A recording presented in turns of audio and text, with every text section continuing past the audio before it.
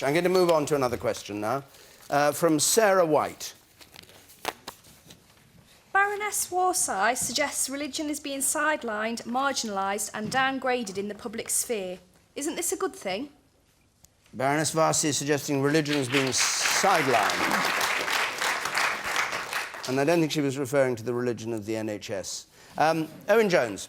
Well, look, let's be clear. Religion in this country, in private religious belief, has been on the decline for a very long time. Only 1 in 7 of us regularly attend church. There was a poll done a few years ago which showed less than 4 out of 10 of us believe in God.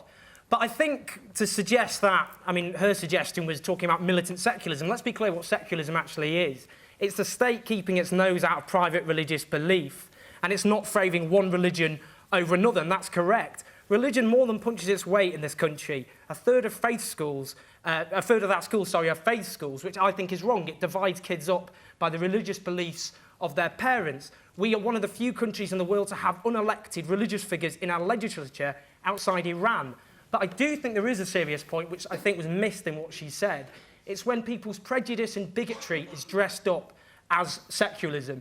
And I'm particularly disturbed by the rise, for example, of anti-Muslim prejudice in this country. I grew up with many young Muslims, and I never see the reality of their lives portrayed. When Muslims appear in the press at all, it's as radicals, terrorists, extremists.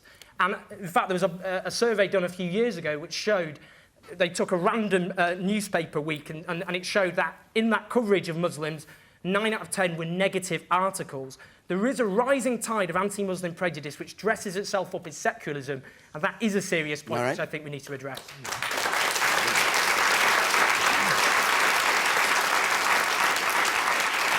Julie Meyer, do you see the government, successive governments, as endorsing militant secularisation of the society? Do I see the successive governments endorsing Yes, in this country doing this.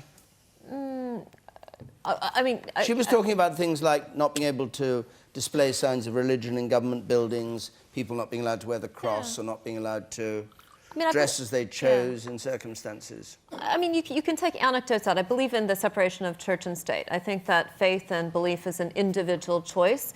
And I think what the media kind of is highlighting this and so forth. I think it should just be a level playing field.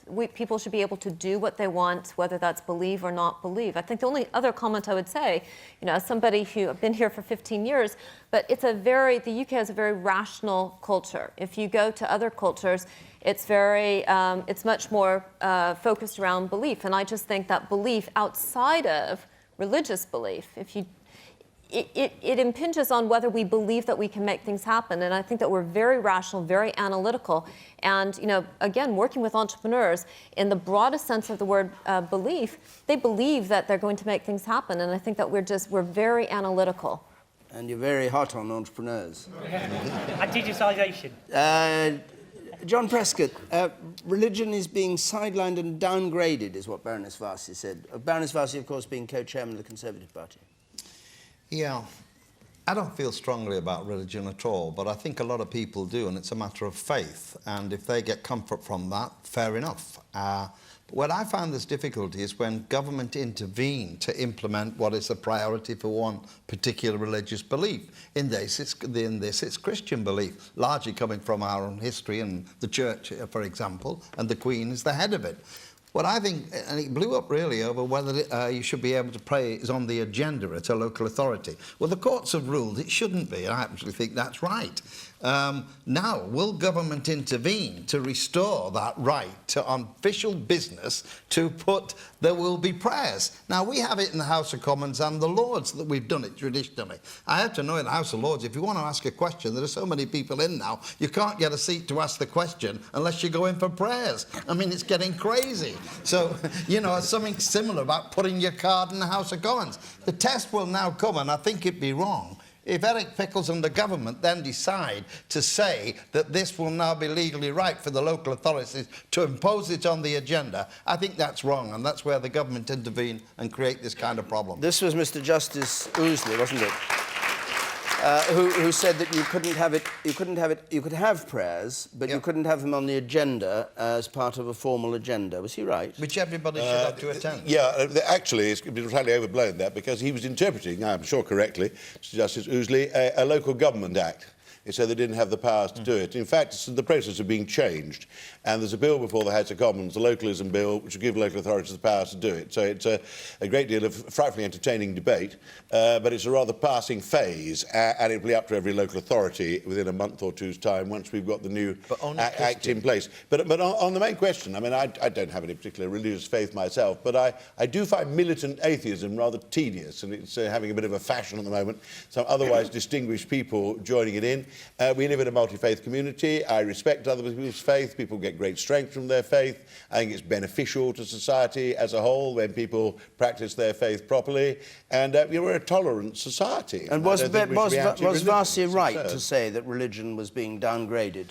Some people try to. I mean, the things she cites vary. I try to find these places where, you know, that you're not allowed to celebrate Christmas and so on. I think there's normally a large public reaction to reports that people are banning Christmas. It's quite difficult to find local authorities that actually Daily Mail do it. said its story was a lie. If people take political correctness to absurd lengths and stop celebrating festivals, I think that's rather tedious. You sound slightly sceptical about what the co-chairman of your party has said. I think we're a broad-based, tolerant society. And actually, the people of faith, of all faiths, add quite a bit to it. We have a secular government, but it's when people start attacking church schools, with respect, the one point where I disagreed with Tom in this case. Well, they're some of the best schools in the country. Right. It's better that kids mix from a whole range of backgrounds in this country. Couple more points. I'm not in favour of anti-religion. That is a couple more points from the audience, anti-religion. The woman up there in the second row from the back, and then I'll come to you with the dark hair. Yes. Correct me if I'm wrong, but in the Bible it says that Jesus himself says that power and state and religion should be separated. But then last year we couldn't even escape the Pope visiting when all the roads shut down in London and Birmingham. It's just kind of. It just seems kind of like ridiculous, these comments. I mean, give unto Caesar that which is Caesar's, but that doesn't mean the Pope can't make a visit. I mean, that's exactly the kind of, in great respect, I'm sure, in my opinion, that is just slightly overreacting. There are millions of Catholics. The Pope's visit was a great success. You've got to be a pretty militant, anti-religious person to start. It's just that these. I'm not saying he can't visit, but the accusation that the church is being downsized and whatever. It just seems ridiculous. It's everywhere. He's a head of state, of course, the Pope. Yeah, no, of course. But the woman in black there, not in black, with the black hair. I personally think that we are very, very lucky to live in a secular country.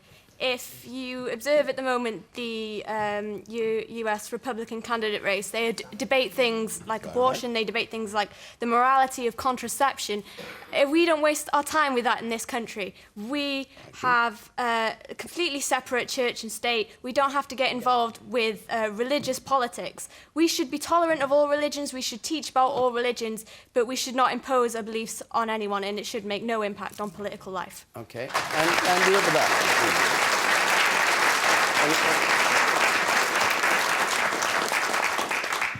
You, sir.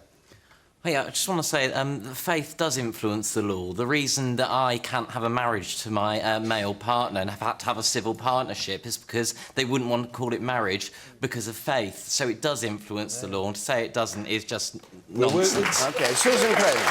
Susan, if you would. I was going to say to the last gentleman, we're working on that. Yes, and hopefully you will have those choices in the future.